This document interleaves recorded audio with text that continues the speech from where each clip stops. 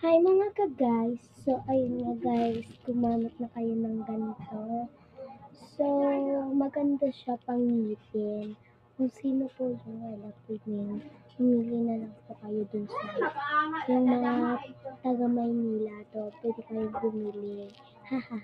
Pero, ano po to? Pag masakit po yung ngipin nyo, pwede nyo po itong imugmog.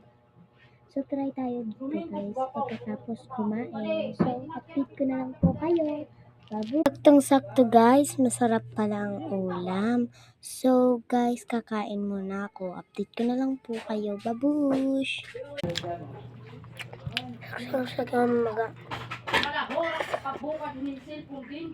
So guys, mamaya, update ko na lang po kayo bago tayo ng kanto. So, ayun guys, tapos na ako magmagmag. So, masyadong may kaanghangan siya.